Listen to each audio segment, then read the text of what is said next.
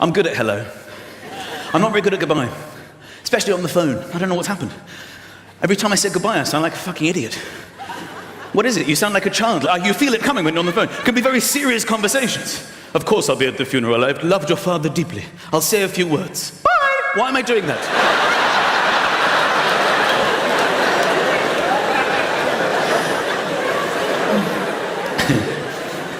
You know, the word hello was actually invented to give people something to say at the beginning of a phone conversation.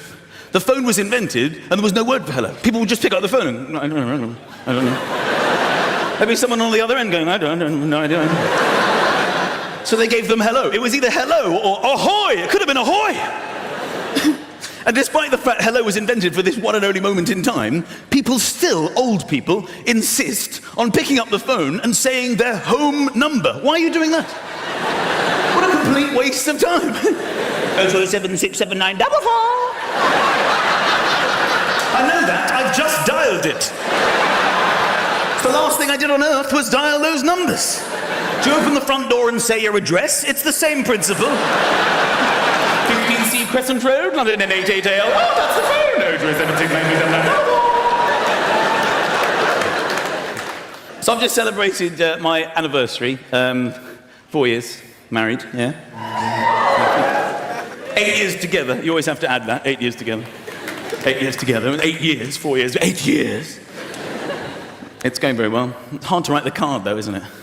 I mean, it's not that I love them more than anything, but it's very, at the beginning, it's very easy to write the card. You know, essays, big, long pages. I love you more than anything.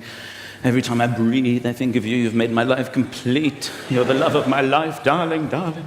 Please turn over the page. Please turn over.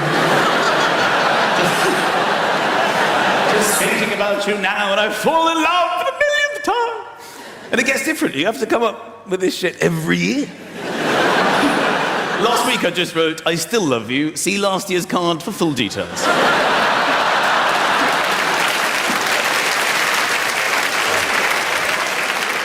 We've been together long enough for her to think it's all right for her to say this to me. She says, I want to try this thing. I've seen it on the TV. It's just a bit of fun. I just want to try it. It's just a bit of fun. My friends have done it. I've done it. It's just for a laugh. Just for a laugh. Will you agree? I'm like, I really don't know what you're talking about. Just say you'll do it. It's fun. I'm like, all right, fine. What is it? So brilliant. We can write a list.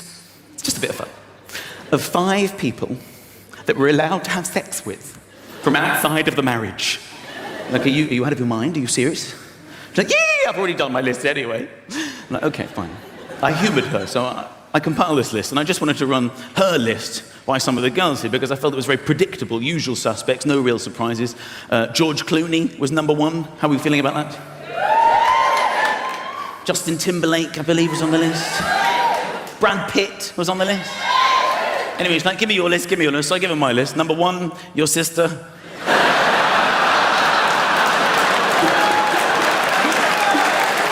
like, where are you going? I'm going to phone your sister. You didn't think this through at all. Why don't you try George Clooney's agent? Good luck.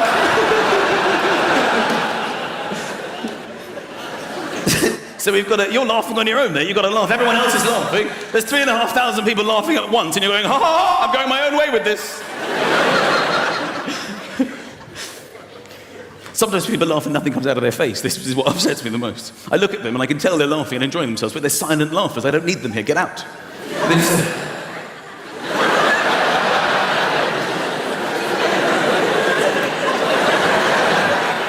You only hear them when they need breath to fuel their shit non-laugh.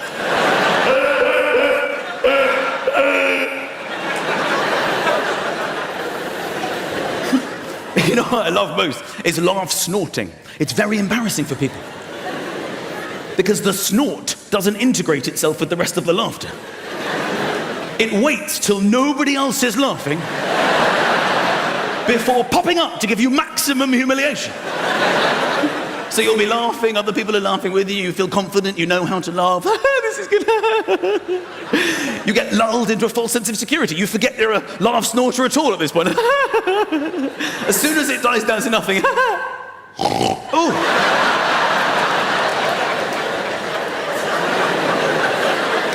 I actually double snorted the other day, like the beginning of the end. Bloody hell.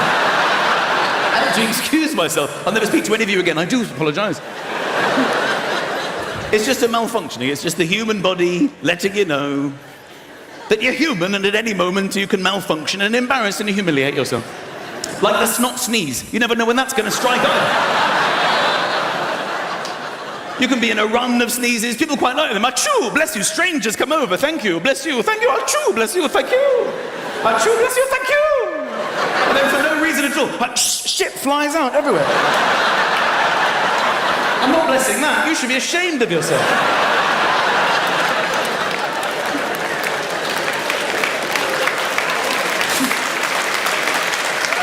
You try and laugh it off.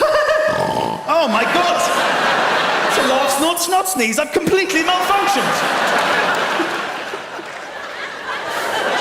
I think the worst bodily malfunction, and people don't even know what it is. It happens about 2 or 3 times a year, never more than that. I'm referring to the mini sick. What the fuck is that? What is it? But there are no other symptoms. You're not ill in any way. It can just strike you down. Like, darling, I'm just popping to the kitchen. Can I get you a...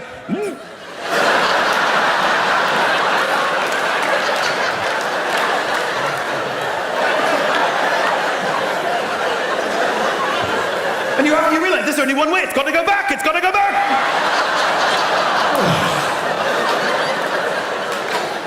And the shock of it means you need to share it with the nearest person, whether you know them or not. Excuse me. Just got sick in my face. I swallowed my own sick. How about that tea? Unbelievable. I got a little baby. I made him. Yeah. Yeah. He doesn't speak. He's a slow learner. He's only got 2 words. It's embarrassing. Car and map, that's all he can say. Car, map, car, map, car. 2 years old, he should have more by now. I'm slightly worried he's trying to escape. That's on my mind. If his next word is passport, we're in serious trouble. It's just embarrassing because girls, you find out about humans when you have a kid and you realise that girls are so much more advanced than boys. We're a mess compared to you. We're just idiots. We're idiots. And you see it. I went to this birthday party of a 1-year-old girl. She's half his age. She's just in conversation. Do come in, take a seat over here. We've got This entertainment at 3, help yourselves. I love your shoes. Are they baby girl?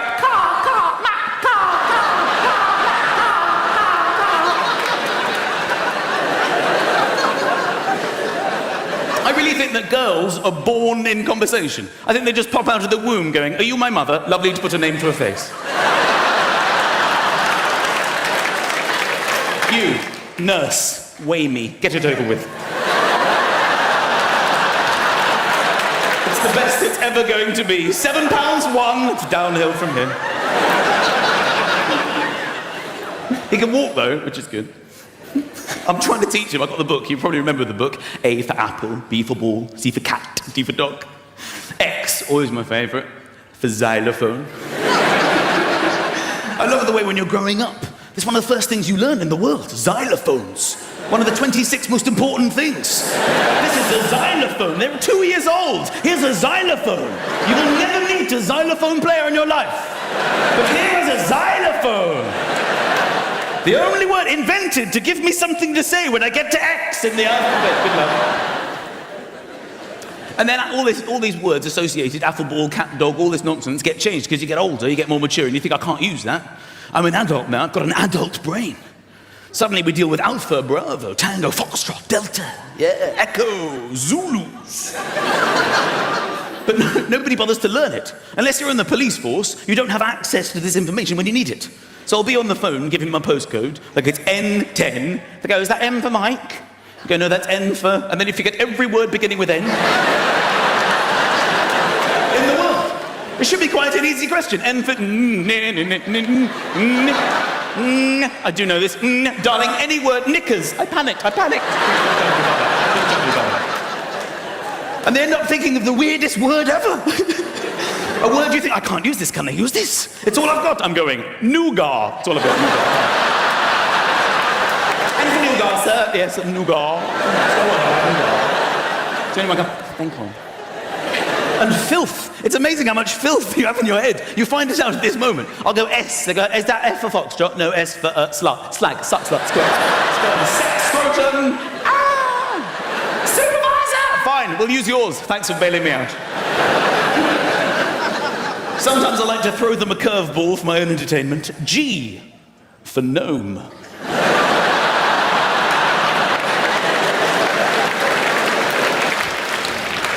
This is how you walk, by the way. My son's got it now, with your legs. I say, yeah, baby. It's just the arms get involved, isn't it odd? Your arms do this. Your legs are doing most of the work, but your arms think, I'm going to do something. I don't want to just sit here. Because it looks odd if you don't use it. This is odd, isn't it? This is odd.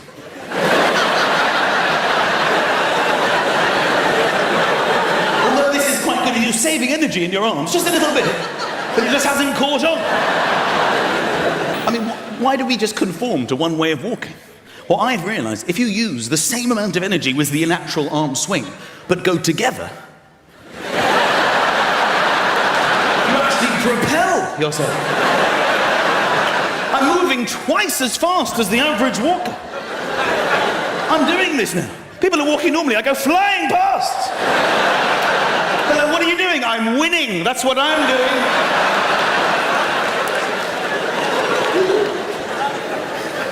And I've also felt, as I'm sure everyone in this room has as well, that skipping, although socially unacceptable for anyone above the age of 6, is actually a remarkably easy way of moving. We've all thought this. You put hardly any effort at all, then you just start moving around very easily. Because running is difficult, it's very heavy, but skipping is magnificent. So what I'm doing now, by combining the two,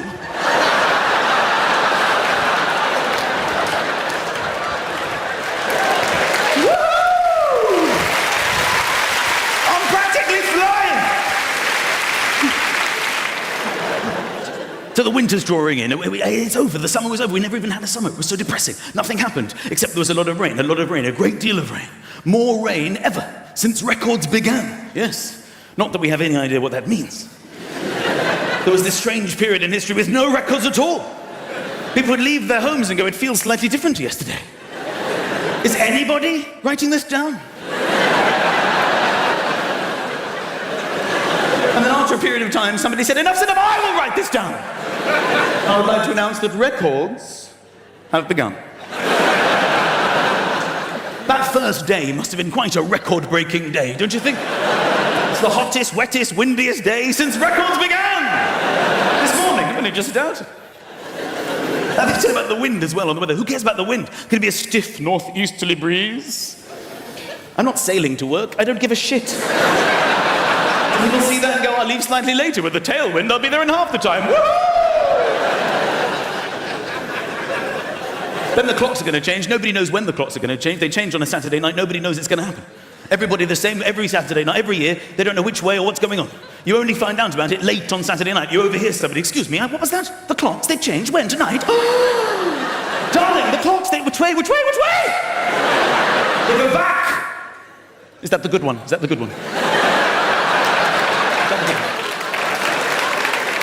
How many years do we need to be alive before we know when they change and which way? An extra hour! Woohoo! The only thing we can look forward to, ladies and gentlemen, in this winter is snow. It's the only thing that gets us through, because the weather's terrible, but snow is the holy grail. Nothing beats snow. And normally we get one day of snow, and you've got to hope that it snows overnight so you can be snowed in. Earlier this year, it snowed in the middle of the day. You don't want that. I was waiting for my bus, and where I live, there's no tube. You have to wait for the bus. The buses actually originate there. The bus is already there. So it's even more frustrating. I'm waiting for the driver. We've got everything we need. We're looking for people. Can you drive this thing? And that's when the snow came. Amazing, instantly landing snow. The best of snow. I mean, the most unbelievable snow. And then I realized, oh my God, I could get snowed out. This is not what I need. The driver shows up. And he says, ladies and gentlemen, I regret to inform you, due to the chaos on the roads, it's been snowing 8 seconds at this point. We're cancelling the bus. There will be no running of this service. And we're like, well, hang on a minute. We bought our tickets. What are we going to do? How are we supposed to get home? There's no way to get home. What are we going to do? And he said, don't shout at me. I actually live at the other end of this bus route. I take this bus home, and then I'm relieved by another driver. And we're like, well, this is a very interesting development. How are you going to get home? So there's only one thing to do. Walk. It's the only way we can get home. It's the only way at all. I'm like, fine, okay. So we walked the bus route, led by the driver.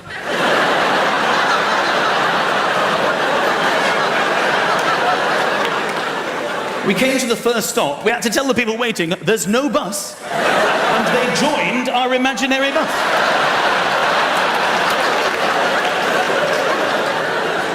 It was getting bigger and bigger. I looked behind us, I could see the next imaginary bus.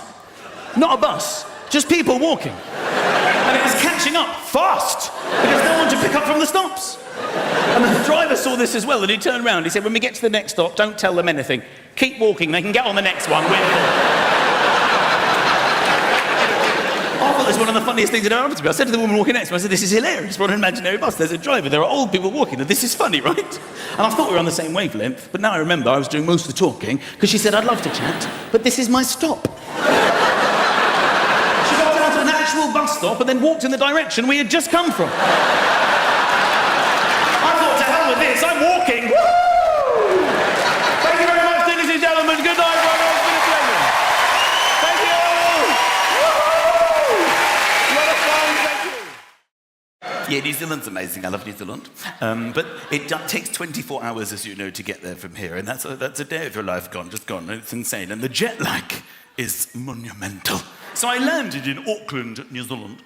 And I thought, I've got to get onto the time zone as quickly as possible. So I pulled out the bezel of my watch. And I said to the stewardess, excuse me, what's the time difference here? I just want to get onto the new time zone. What's the time difference here? She went, it's 12 years ahead. The time difference in New Zealand? It's 12 years ahead. We're 12 years ahead of New Zealand.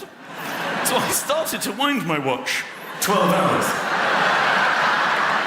And I noticed my peripheral vision. She was looking at me like I was an idiot. I thought, what's her problem? She needs to jog on. I got about 8 hours in and I realised, oh right, I'm going to land in exactly the same place that I started. So rather than look a fool, I wound it back. Thank you. I'll be fine from here. Thank you for your help. But they talk like that in New Zealand. They see the talk right on the front of their mouths like that. Yeah, it's quite fast, it's quite pacey. And basically they just change the vowels. They have a strange relationship with vowels. They get to a vowel and they just pick another one and go with that one instead. Because Australia is a little bit different. It's much slower in Australia. They take their time. In fact, they love the vowels. When they see a vowel, they're just like, we're going to stay there. I see no reason to rush this sentence, mate. We're going to stay in the vowel. But New Zealand, it's all about changing the vowel. And I had a bit of an incident on account of this vowel changing situation, and I'm going to be honest and upfront, it was quite rude. But it's funny. When I was checking into the hotel in Auckland, she wanted to tell me, the receptionist, about this new swimming pool that they built on the 6th floor. The 6th floor. And surrounding the pool was a deck with an E. And it was known as the deck. And in the lift it went, the deck. And I was checking in and she said, so why are you staying here, Mr. McIntyre? Are you going to spend some time sitting on the deck?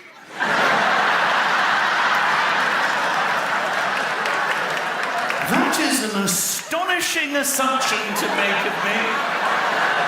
She said, there's a lovely big dick on the 6th floor. There's a lovely big dick on the 6th floor? What kind of a place is this? She said, the dick is just for hanging out. No, it isn't.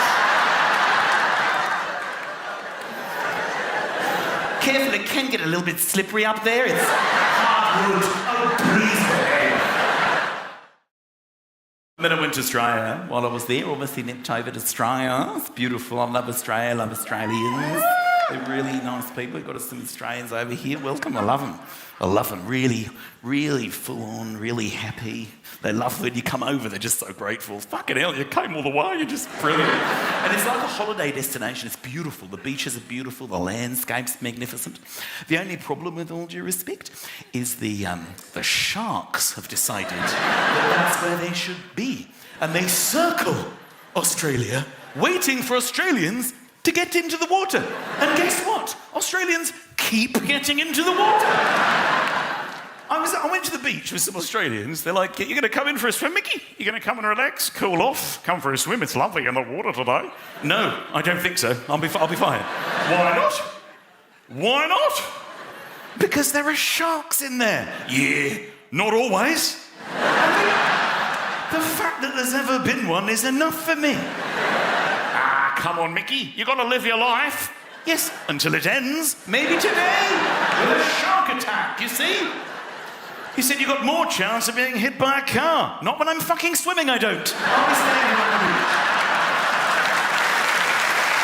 I'll be right here.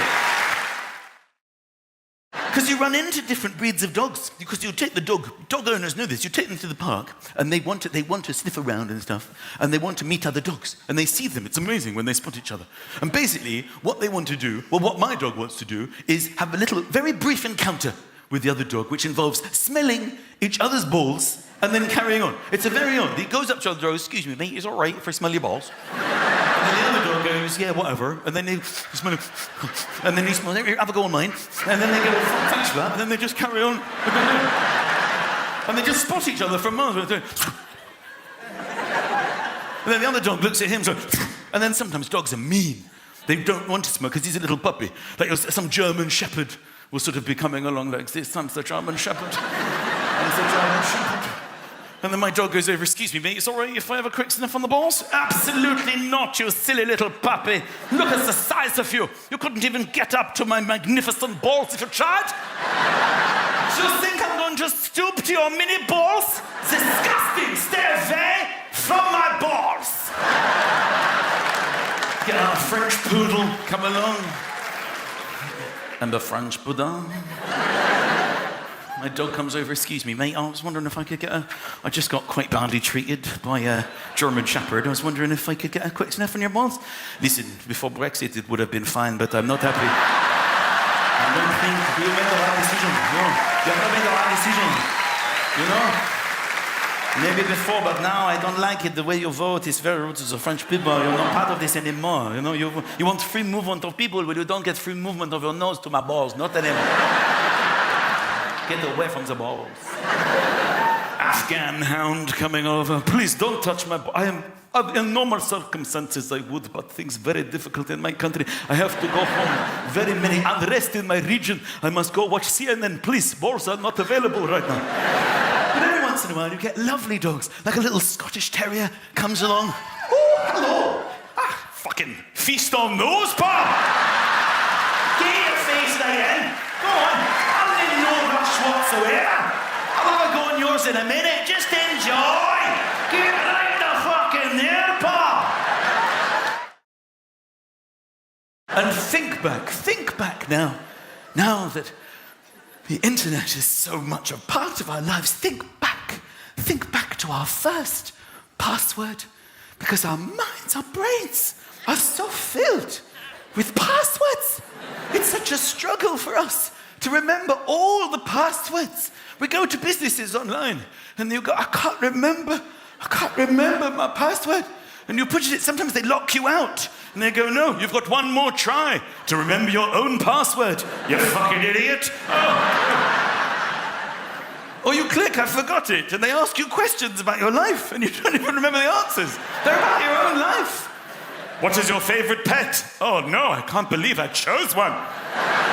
The dog walks in. If it isn't me, I'm leaving. I'm literally walking out the door.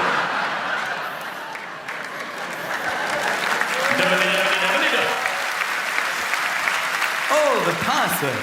And at the beginning, we all had one password. It was our first password we can nostalgically remember. And we used it for everything. Every time we joined another business. Can I have your password? Yes, you can. That is my special word. And then companies started getting quite rude. You would put your password in, and it would go, weak. Who are you to judge my special word?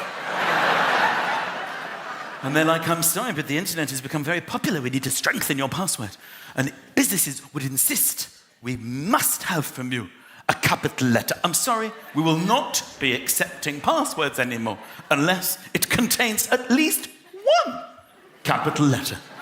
And we all momentarily considered our options before deciding to capitalize the first letter of our password. And for a period of time, that was fine. But the internet became even more popular. And then businesses started saying, I'm afraid you cannot join unless you have at least one capital letter and at least one number. Again, less than half a microsecond's consideration before we collectively decided you shall be getting the number one. And that will be the end of my now capitalized password.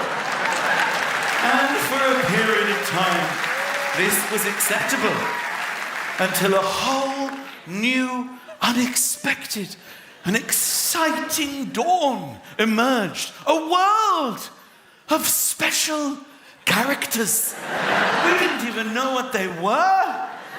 And businesses would say, we need a capital letter.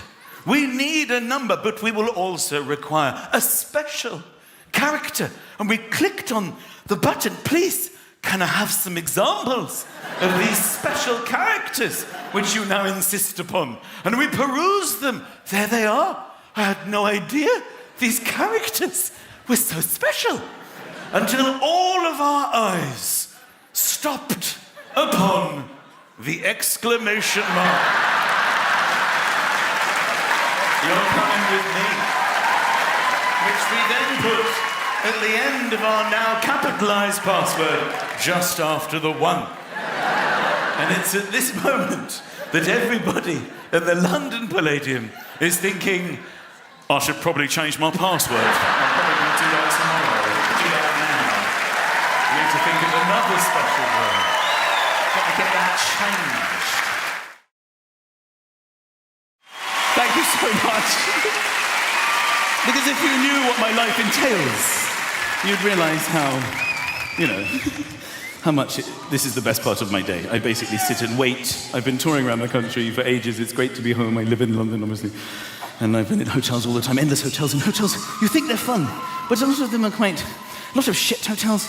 I had literally the most probably embarrassing experience I've ever had the other day when I was checking into this hotel. This woman on reception, quite cute, very cute actually. Sort of eyelashes, seemed to be flirting with me. It's quite weird. I came in and she said, hello. Hello. Hello, she had an accent. I don't know where she was from. She was from somewhere else. Hello.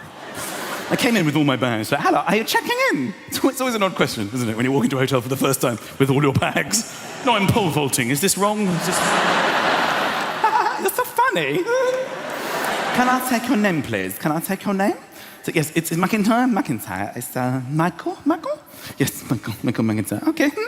You're with us for just the one night? So, yes, just one night. I'm just with you for one night. Not with you. You understand. I'm in the hotel. You're so funny. Would like newspaper in the morning. Would like newspaper? So, no, I'm fine, thank you. I'll be fine. No, I'll be fine without, thank you. Would like wake-up call? Would like wake-up call? No, don't phone me. I'll be fine, thank you. Thank you. Then she asked me, which I suppose is a normal question because it was just me for the one night, how many keys I wanted for the room. And she went, do you want swanky?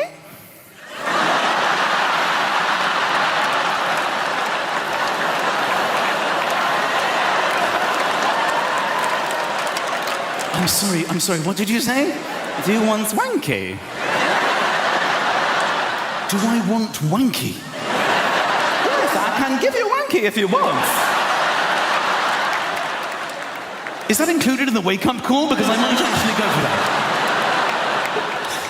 Not that they actually give you a key anyway. I mean, keys work just fine. We all have keys. We'll go home tonight. We'll use a key to get into our home. But in all these hotels, they give you these like key cards, these sort of pieces of plastic that work like 50% of the time. You go all the way to the room, it goes from red to red, red to red, red to red. Sometimes I spend my whole stay just there because I don't want to go back to reception. Red, red, red, red, red. Sometimes it goes green and then you get your bags. Then it's gone red again. Just let me in!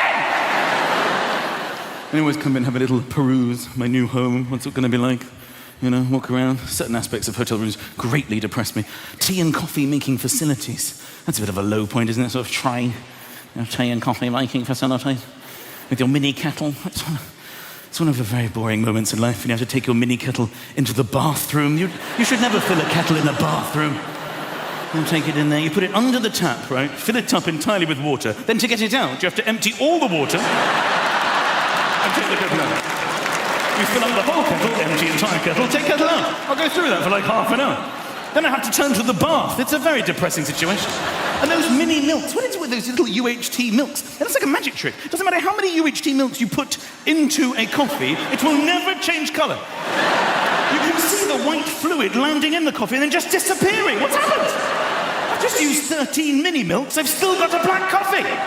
The liquid isn't even rising. How is that even possible? But the biscuit is really rather thrilling because it's free. I eat the biscuit as soon as I see it. I don't know why. I get so attracted to a free biscuit. Shortbread. I don't even eat shortbread at home. If I walk into a hotel and there's shortbread, yummy shortbread.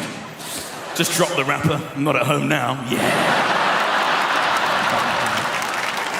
It's like opening drawers at random, empty, and I check them all. There's never anything in them. Empty, empty, empty, empty. Oh, there's a Bible next to the bed, so you can pray for an upgrade. Thanks for your help. Oh, can I just ask while I have you all here, who at home on their beds, by way of applause, has a duvet? Duvet people, reveal yourselves. Duvet people! This is much what I expected. Who doesn't have a duvet? One person, okay? So what I want to know is why literally in every hotel room I stay in, am I strapped into sheets?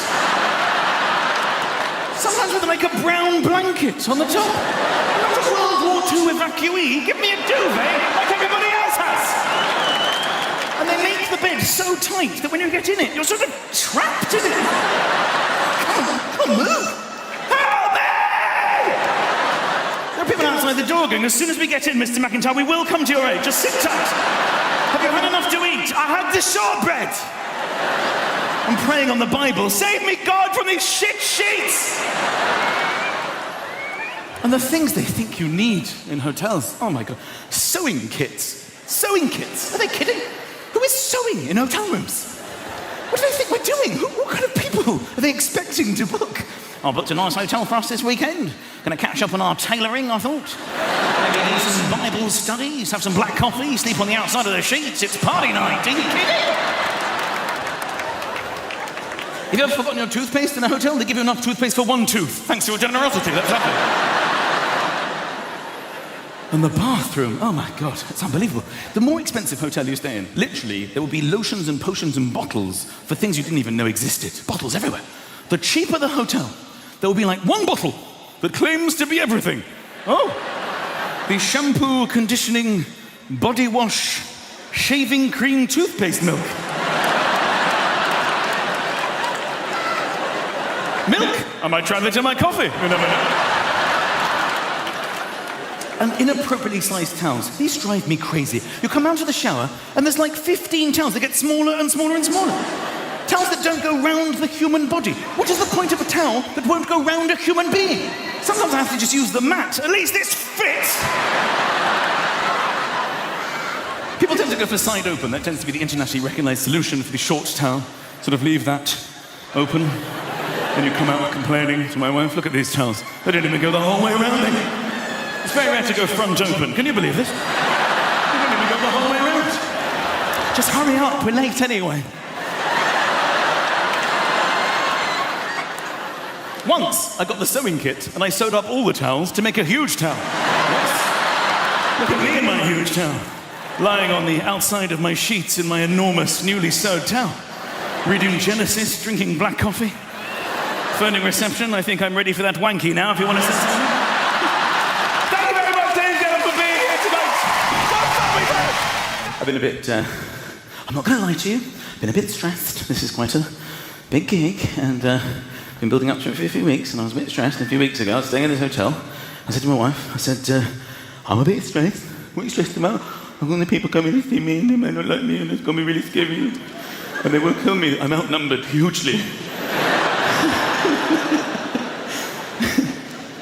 She said, well, why don't you go down and have a massage in the hotel? Never even occurred to me. She was very relaxing. They're very beneficial. So I phoned down to the spa and I said, look, my wife says maybe I need some kind of a massage because I'm quite stressed. Oh, yes, you called the right place.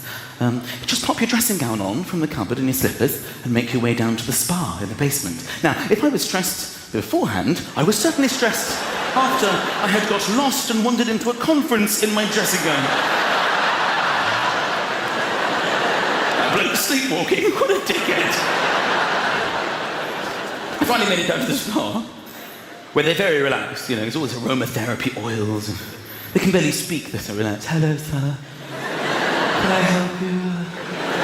Yes, I just spoke to her earlier, because I'm quite stressed. I get even more posh when I'm stressed. I just spoke to her earlier, and my wife said maybe I'll have a massage. I don't know what to recommend. I think the best thing to do if you're really feeling stressed is a full-body massage. So they take me to this little room where they have candles burning and the sounds of the waves crashing against the shore. Aromatherapy scents filling the air. You put your head in this sort of thing. That's not the relaxing bit. No one's ever had a tough day at work and come home and got a tennis racket and go, that's a lot better. I feel really relaxed now. So you're lying, you got your head in it, dribbling a bit.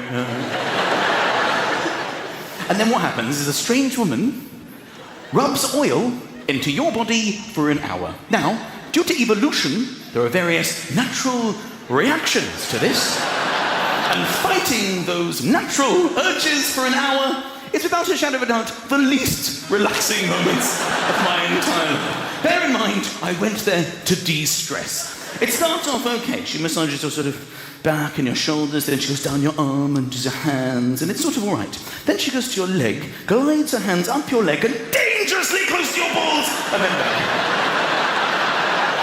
If this is one's ball, this is the kind of distance we're talking. Almost like she's filed her fingernails before him. And you're lying there going,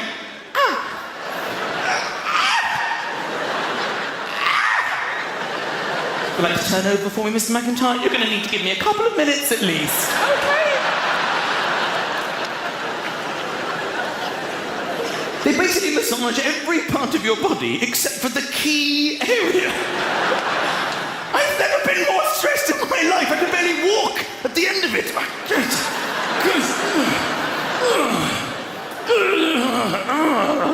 Hi, darling, how was that? Toss me off!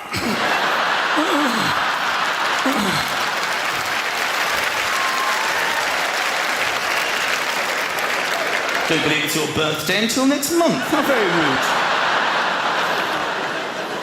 So she takes the piss out of me. She's like, oh, you obviously can't handle it. You can't handle and get the benefits of massage. I said, I can, but, you know, then you go to your balls and like that, it's really difficult. She said, well, why don't you have a head, neck and shoulder massage? So I thought, okay, so I tried that, right? I thought I'll be all right, you know, that deals with this sort of area. No one's ever come up to me and gone, hi, Michael, and I've gone, I'm okay. Same sort of setup, you know, candles are burning, my head's in the thing, aromatherapy, oils filling the atmosphere, the sound of the waves crashing against the shore. She massages my neck and my shoulders, and I'm sort of feeling the benefits of massage. Then she goes down my arm and starts doing my hands again.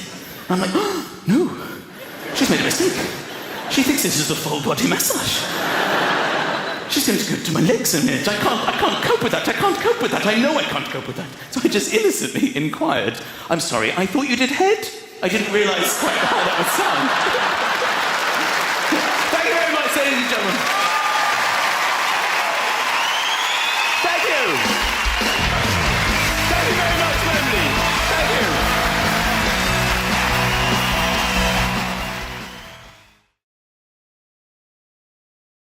Yeah, do you like? Oh, lovely. When's the last time you sang a bit of karaoke? About 2 weeks ago. Oh, well, 2 weeks. Where are you from? Hey, Liverpool. So, what were you singing? Let Me Entertain You by Robbie Oh, Williams. you know the exact song? Yeah. And where were you singing that? In the pub. In a pub? Yeah. Was it this pub?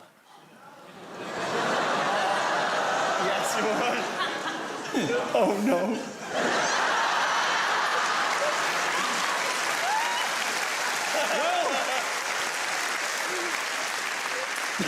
It's your wife. Peter!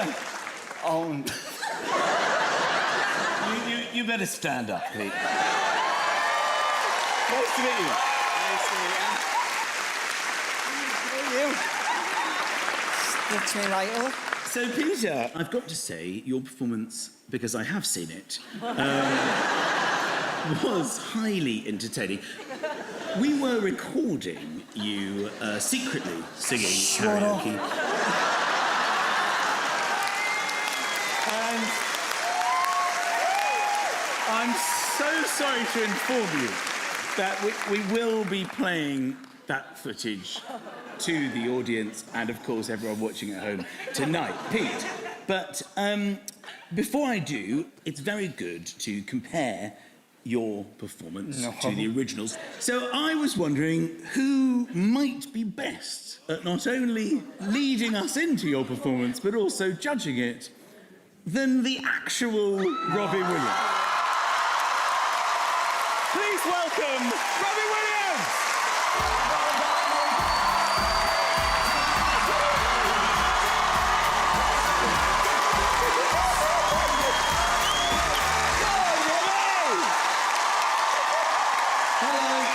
Amazing! Hey everybody! How nice! So sweet. All right. So much love for Robbie. Thank you very much. Oh wow! What an amazing reception! What a moment! Thanks, guys. Now the thing that we must look for in this is when you're singing, you see, you only have really one hand, don't you, to express yourself throughout the performance. And boy, did you express yourself. So let's see how you fared. Singing, let me entertain you. It is Robbie Williams featuring Peter. So come on, let me entertain you. So come on, let me entertain you. Life's too short for you to die, so grab yourself an alibi. Heaven knows you better lie. Come on, share. Separating love and wrongs. Come and sing a different song. Kettle's on, so don't belong. Come on, share. So come on, let me entertain you. Let me entertain you.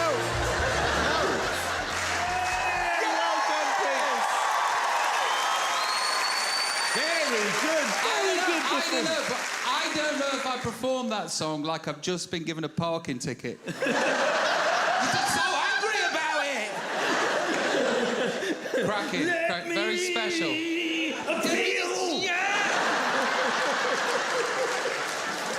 All right, thank you very much. What a great sport. Thanks, Pete. Thank you. Right, so now that we know what's happening, there may be a few people who also have been recently singing karaoke and singing Robbie, sitting behind me in this audience, who may be getting a little bit Benny. Hello. Ladies and gentlemen, it's Benny. Now, you weren't in Liverpool, were you, Benny? No, I wasn't, no. Where were you? In a pub in London. You were in a pub in London? You were singing Rock DJ. Now, before we watch your excellent performance, a little bit of a comment about... Do you have any idea what I might be saying here? The hips. Yes. Ladies and gentlemen, please enjoy Robbie Williams' Rock DJ featuring Benny and his hips. Babylon back in business, can I get a witness? Every girl, every man. Houston, do you hear me? Ground control, can you feel me? Need permission to land. I don't wanna rock, DJ, but you're making me feel so nice.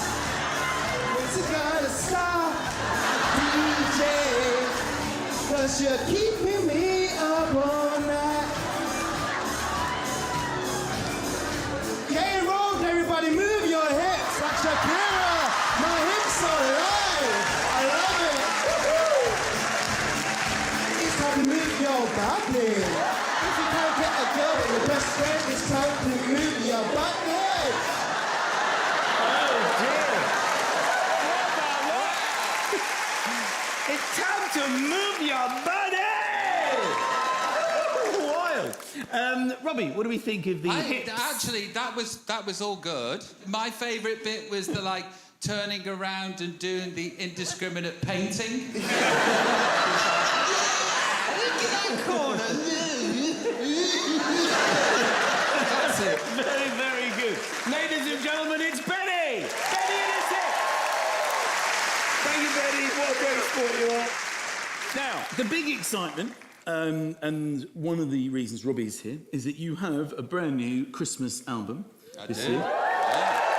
Singing all the classics. So, we've also spread the net a little bit further. So, if you were sitting comfortably in your seat going, well, I'm fine, because I didn't sing any Robbie Williams recently. I only sung a Christmas song.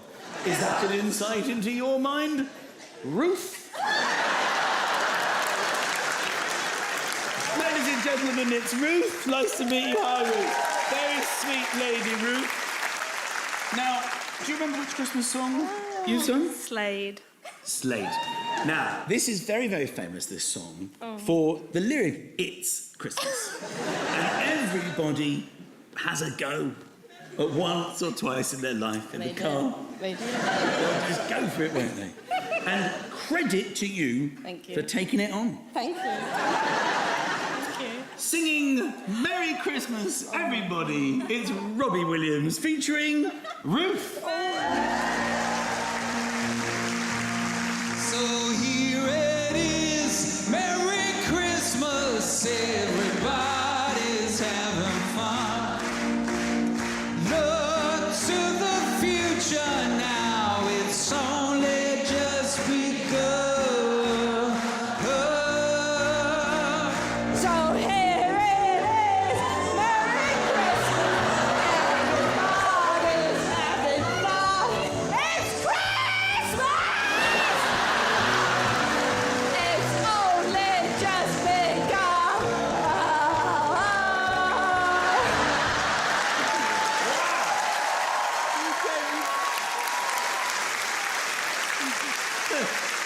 It's not an easy thing to do. Robbie, what did you make of Ruth's performance there? I thought it was a wonderful performance, 10 out of 10. Oh, That's a yes from me. there you go. Ladies and gentlemen, thank you very much. So, Ruth. Right.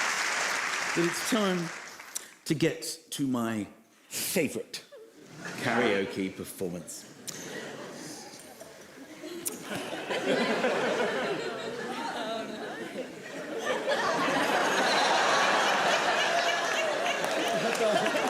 My mate, Mohammed. The improviser. Ladies and gentlemen, it's Mohammed. Right. Now, you also sung the classic karaoke song, Let Me Entertain You. That's right, yeah. You gave it everything you've got. When you find a lyric you like, why move on with the song that was written? Ladies and gentlemen, singing Let Me Entertain You, it's Robbie Williams featuring Mohammed! He may be good, he may be out of sight, but he can't be here, so come around tonight. Here is the place where the feeling grows. You gotta get high before you taste the love, so come on. Let me, let me, let me, let me, let me, let me, let me, let me, let me entertain. Come on, come on, come on, come on, come on, come on, come on, come on, come on, come on, come on, come on, yeah!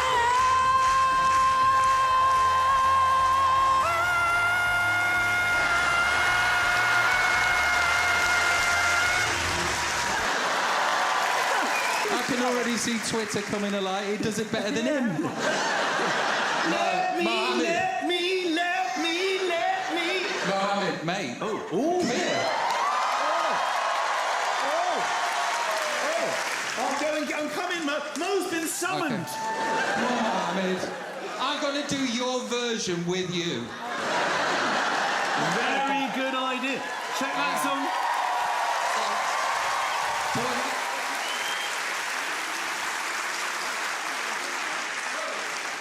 He said we'll do the whole song if you want. So I'll do the bits that you don't know. And then you come in with the chorus. Okay, you ready? Let's do this.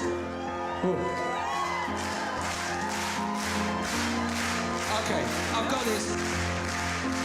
He may be good, he may be out of sight, but he can't be here, so come around tonight.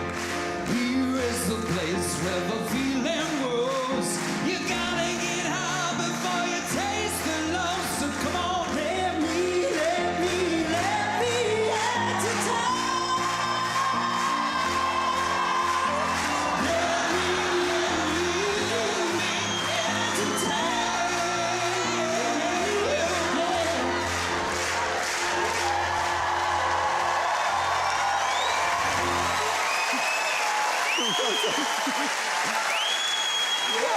That Mohammed, ladies and gentlemen. Let me.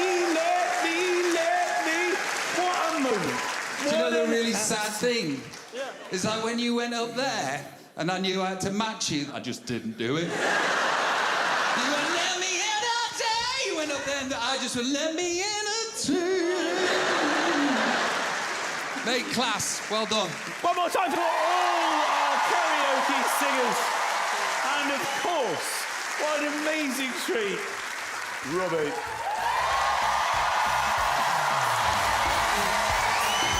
Thank you. It was amazing. You're amazing.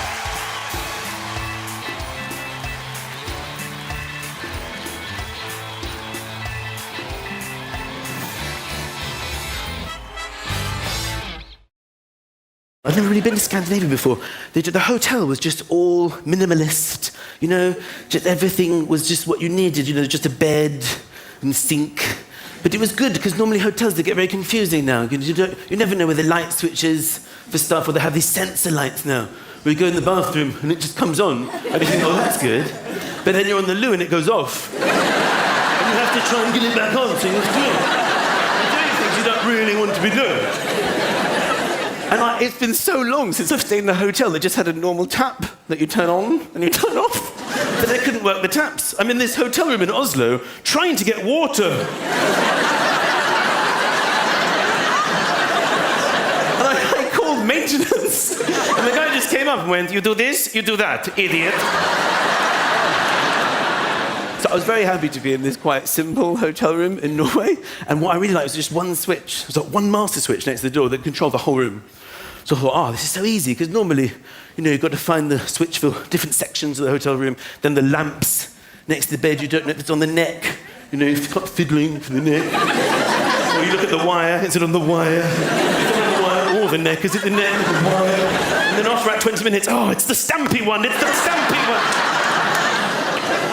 So I was so thrilled that just one light turned everything off, one switch turned everything off. So I went, and this is after my gig. I'd had a couple of drinks and it was late, and I thought, I'll just switch that off, obviously bedtime. And it's hard to get back to the bed now because it's dark.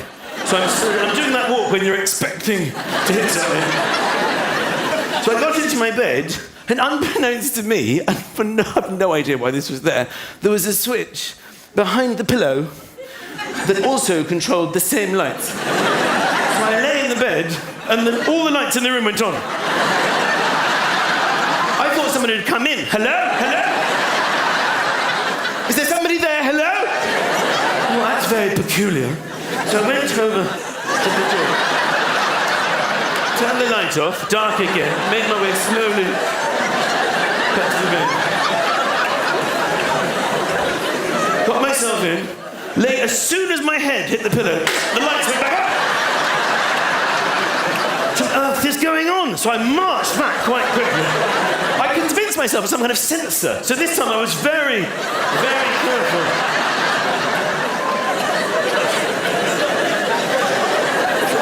I slowly got in the bed and nothing happened. I was like, oh, this is fine. Rolled over, the light went on again. So I phoned maintenance. Now, bear in mind, this man at maintenance already thinks I'm completely mental as a person. So I call him. I'm lying there now in the light. And there's a knock on the door. I go, oh, thank you for coming. He said, is it taps again? No, the taps are fine. Watch this, the lights keep going on, and I don't know why. There's something wrong. After a certain amount of time, they just go on. Okay, I'm going to show you, all right? So I turn the light off, and I'm standing in the dark with this Norwegian man. Follow me, come with me. I'm holding him a bit. Come on, come with me. Come on, come with me. All right. Are you there? Yes. Just stand there. Just gonna get into the bed, okay? I lay in the bed and nothing happened. I'm lying in the dark. And he just stood there and went, please let me go. So I want to go. So he was knocking over furniture. He made his way out to the door in the dark. I rolled over and the lights went on.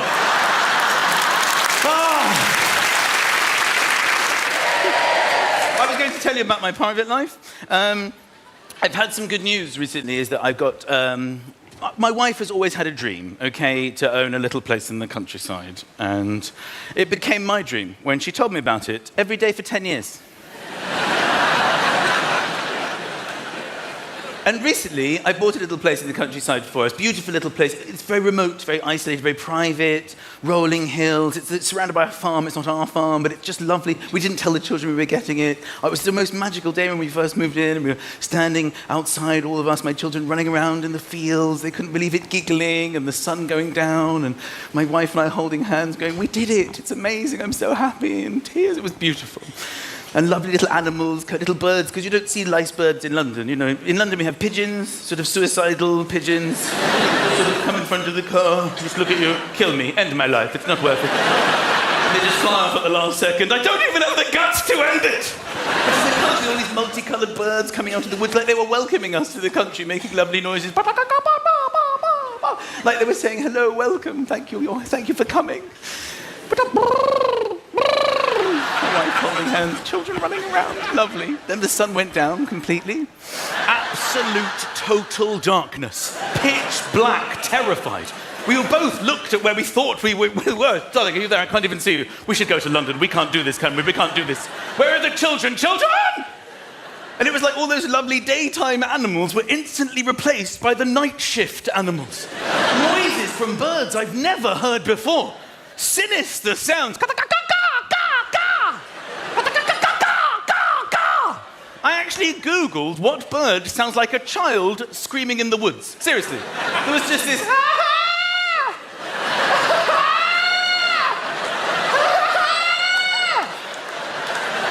that with the... My whole family holding hands in a 360, edging to where we hoped the house was.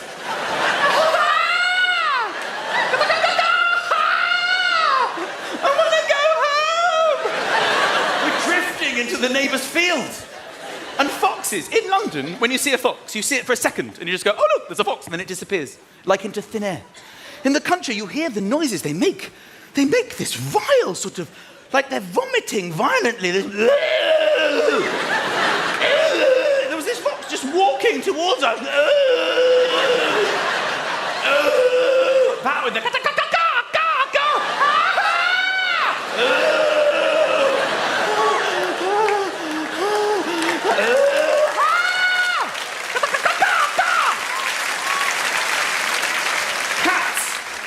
Cats on heat. Is there a more sinister sound out there than a cat sort of whining? If only women were like this, how much easier would my teenage years have been? Have you met Beverly? I think Beverly's up for it. I think you're right, Dave. Leave me to it.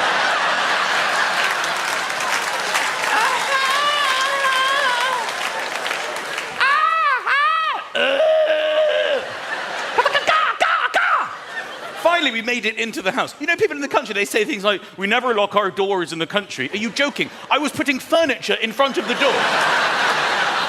I opened the curtains to see what it was like. There was a fox in my face. Oh my God, it's getting worse.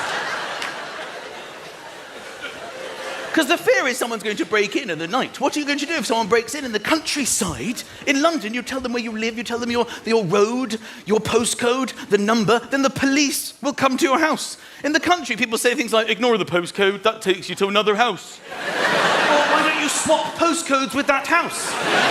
Every house just has names. The glebe house, the rectory, the little cottage on the hill. I just spent my whole life giving people directions. There's a dip in the road. You'll feel it. You won't see it. You'll feel a slight dip. There's some roadkill. It used to be there. There might be some roadkill. There's a left. There's a sharp left. You think you're driving into a hedge. You've got to trust it's there. You've got to trust it's there. Then you'll be on a lane for about a mile. Then you'll come to a huge oak tree. Then you know you've gone too far. You must turn back and go back there. Oh, for God's sake! You can't be saying this to the police on the phone.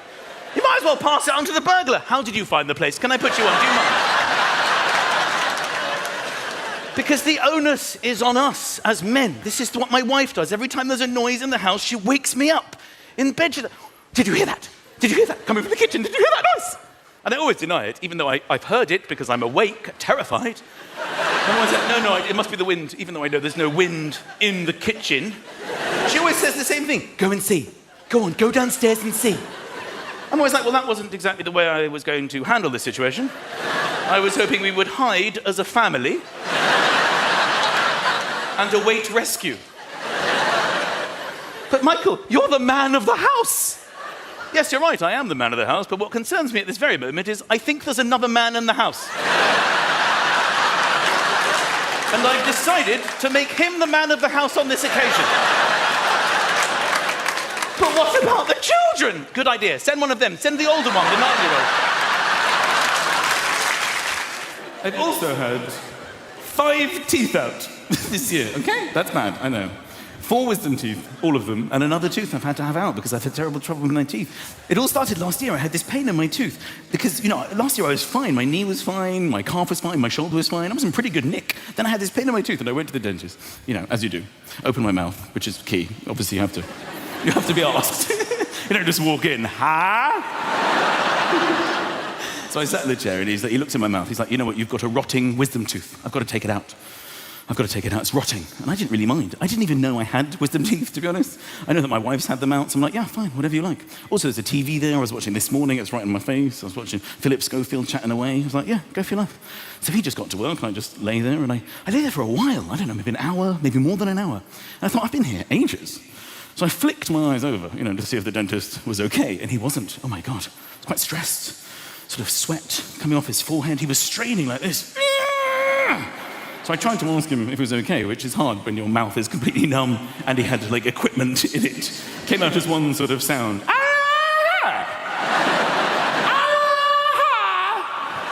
Just one noise.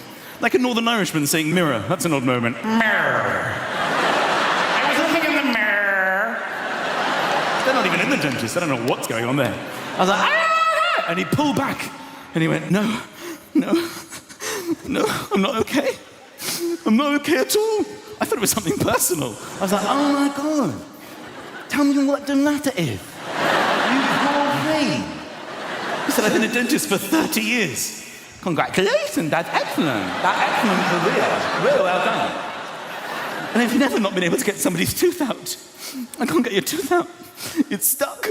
But, okay, look, you need to calm yourself down.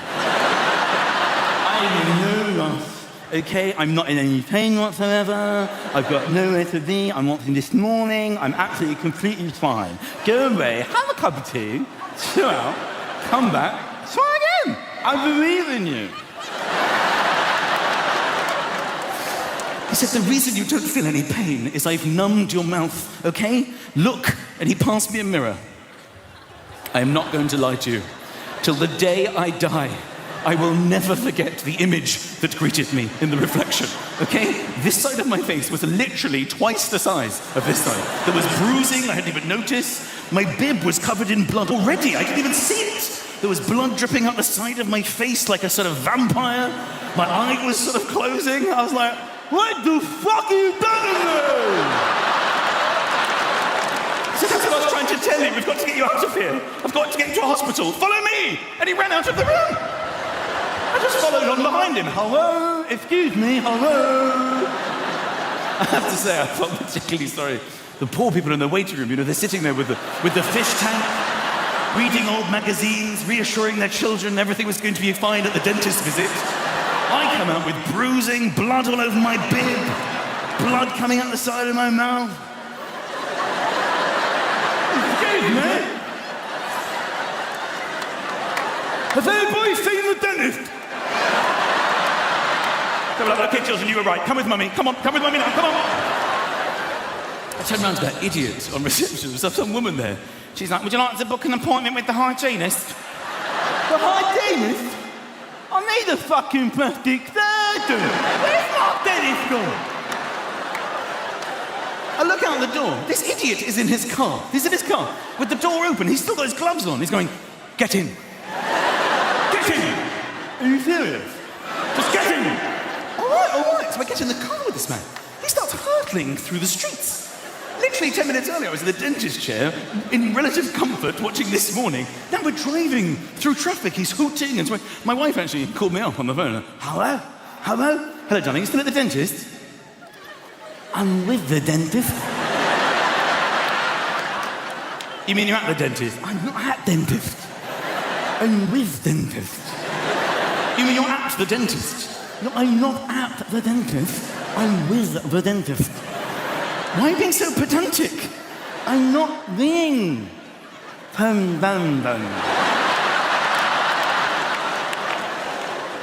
in the car. Oh, you're on your way home? I don't know where I'm going. Well, what is wrong with you? The dentist is riding. The dentist is riding? No, he's riding. He's writing. The dentist is riding. The dentist is rising. The dentist is riding. The dentist is writhing. I'll call you later. You're calling a waiter. You're having lunch with the dentist. Leave it. Finally, we show up at this door. He's like, you see that door? I'm like, yeah.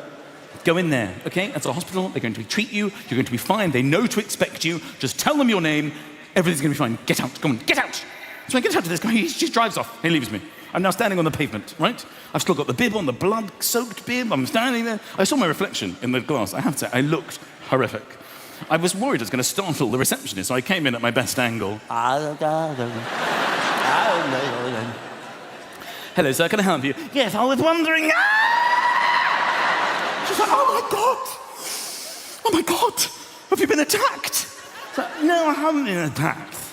I don't go out in a bib expecting assault. I haven't been attacked so many times, I now wear absorbent clothing. Apparently you're expecting me. She said, okay, sir, can I take your name, please? Now, the problem is, and you'll know this if you're on a local anaesthetic, you can't move your lips. I had no control of my lips, and you need that to do certain letters of the alphabet. The M, for example, greatly requires lip work. M, and I couldn't do it. I need that to identify myself. So she's like, can I take your name, please? Yes. I have Akinkaka.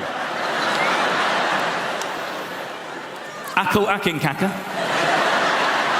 Oh, Akinkaka. Akinkaka? Oh, what's my lip?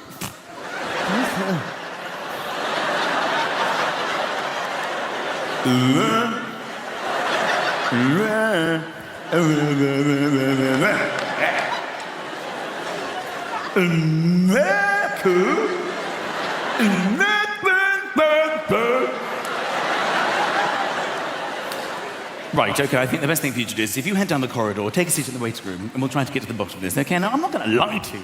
I was quite pissed off she didn't recognise me, okay? I was on quite a lot of television. I know that this side of my face was pretty much, you know, unrecognisable, but this side was fine. I tried to jog her memory as I went down the corridor. Unbelievable. She never even looked round. So we get into the waiting room now, and the anaesthetic starts to wear off. I feel a bit, you know, it hurts a bit now. I'll start making this sort of low, sort of E.T. type sound on my own in the corner. Elliot. People are sorry, I tried to be nice. I tried to look at other people in there. Thankfully, I think for everybody, the nurse came in quite quickly. Akko Akinkaka? I didn't respond, I just sat there. She came right up to my face. Excuse me. Are you Akko Akinkaka? No. So, what is your name? Akko Akinkaka.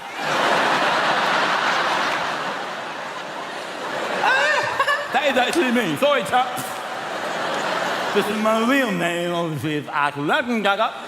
But here they know me as Akko Akinkaka. I'm a curtain blue. So they take me up into this room, sort of private room, and she's really nice to me now. She's like, oh my God, you've had a terrible day, haven't you, sir? I have. I had a real horrible day. Please, are you going to help me? She's like, yes, don't worry, don't panic at all. We do this all the time. We're going to give you a general anaesthetic. We're going to take your tooth out. Everything's going to be fine. If you just want to take all your clothes off and pop this hospital gown on, we'll take you straight through to surgery. So, all my clothes off. You need to take all your clothes off, pop the gown on, we'll take you through. Why do I have to take all my clothes off? All the patients have to wear the hospital gown. That's hospital policy. Yes, but you don't seem to understand the situation. I've got a problem with my tooth, which is located in my lap. I don't have a tooth embedded in my arm. So can I wear my home clothes? But no. You'll know what it's like if you've been to hospital. They humiliate you for no reason at all. You have to put this sort of piece of shit, floral, thin gown on the wrong way round with your ass hanging out. I have to go into the loo with this gown with literally my bare bottom hanging out of the back, and you put this on for no reason. It's why everyone in the hospital has their clothes on the right way round. You have to put it on like that. I'll come out.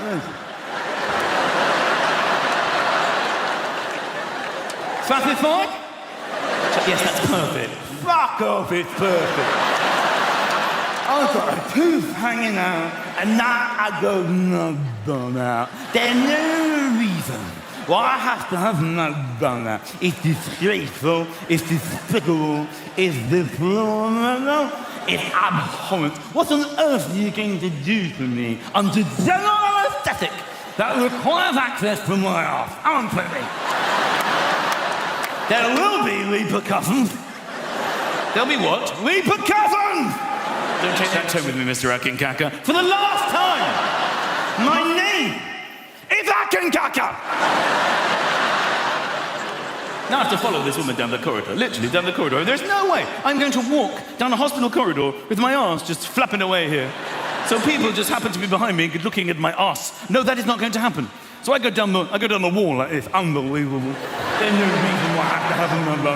Why have I got no number? Somebody's actually doing the same thing towards me. All right, quickly, Evie, thank you. Finally, they lie me down on a hospital bed, and I'm thrilled now because my arse is concealed. I'm happy. The anaesthetist comes in, a very serious, sort of quite old man. Hello, I'm the anaesthetist. I'm going to give you a general anaesthetic. I'm going to knock you out.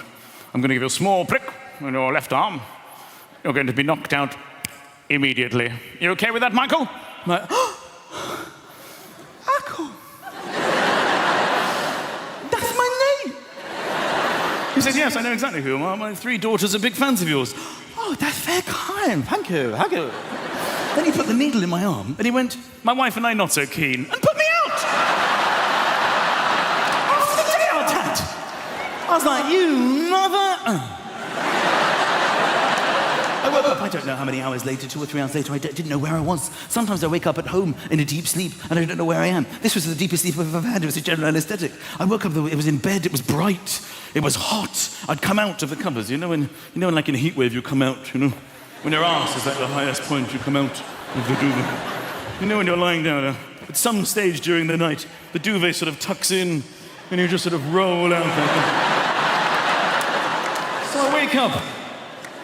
Within moments, I feel this breeze coming in the belly.